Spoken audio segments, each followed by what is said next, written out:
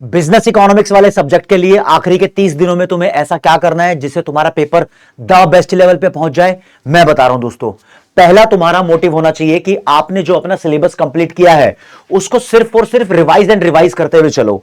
जिस बच्चे का सिलेबस कंप्लीट नहीं भी हुआ है उसको मैं बता दूं दोस्तों, ये वो आखिरी वाला टाइम चल रहा है जब आपको अपने चारों सब्जेक्ट को इक्वली मैनेज करके चलना होगा।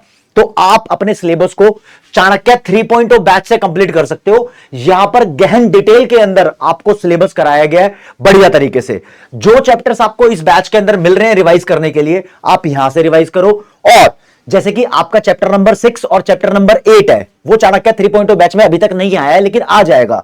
आप उससे पहले रिवाइज करना चाहते हो तो जाओ दोस्तों, चाणक्य 2.0 बैच से रिवाइज कर लो। लेकिन मेनली चाणक्य 3.0 को प्रेफरेंस देनी है क्योंकि यहां पर ज्यादा डिटेल के अंदर कराया है। जैसे जैसे चाणक्य बैच का लेवल बढ़ता गया तो डिटेल और डेप्थ और बढ़ती गई।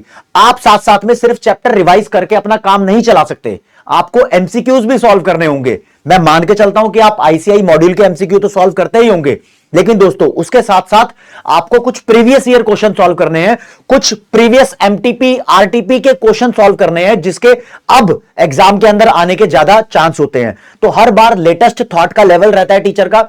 इस बार के थॉट लेवल प्रोसेस के अकॉर्डिंग मैं बताऊं तो दोस्तों, आपके लिए एमसीक्यूज चाणक्य 3.0 बैच के अंदर एक दे दनादन सीरीज है, वहां से आप एमसीक्यू सॉल्व कर सकते हो। लगभग आपके सभी चैप्टर्स के यहां पर एमसीक्यू सेशन अवेलेबल है। जाओ यहां पर, इसको अटेम्प्ट करो, सॉल्व करो। अगर आप इतना कर चुके हो तो फिर मैं बताता हूं दोस्तों, आपने अपने शॉर्ट नोट्स बनाए हैं तो उसके थ्रू भी रिवीजन करो। लेकिन पहली रिवीजन वीडियो के थ्रू करनी बनती है क्योंकि वीडियो में एक थॉरोली सभी चीजें वापस से याद आ जाती हैं।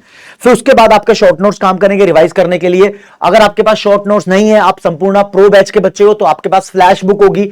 आप जाओ और फ्लैश बुक्स को यूज करो अपनी रिवीजन के लिए। उसके बाद दोस्तों, जब आप ये वाला लेवल क्रॉस कर लोगे तो एग्जाम से जस्ट 10-12 दिन पहले मैं आप लोगों के लिए लेकर आऊंगा धाकड़ एमसीक्यू सेशन। ये धाकड़ एमसीक्यू क्यों बोलते हैं? पहले जब आप दे दनादन एमसीक्यू कर लोगे ना, वो लेवल 1 होता है।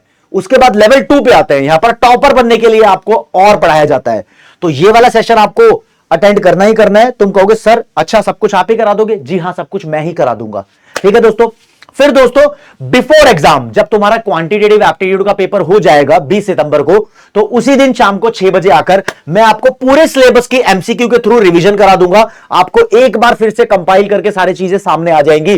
और एग्जाम देने से पहले एक वो मोटिवेशन चाहिए होता है, एक वो टॉपिक चाहिए होता है कि हां यार, इस चैप्टर से ये चीजें लास्ट टाइम पे जरूर देखनी जरूरी है क्योंकि इसके आने के सबसे ज्यादा चांस है। तो इतिहास गवाह है, बच्चे जानते हैं, बच्चे खुद बोलते हैं।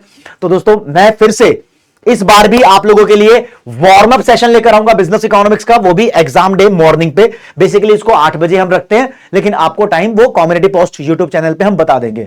तो ये अपना प्रोसेस है। इसके अलावा फिर भी किसी बच्चे के पास एडिशनल टाइम है तो दोस्त वो लगातार एमसीक्यू को सॉल्व करता है। लेकिन रिवीजन आपकी एक बार वीडियो से हो गई और एक बार आपने नोट से कर ली तो दिस इज इनफ। बढ़िया मचा के आने वाले हो।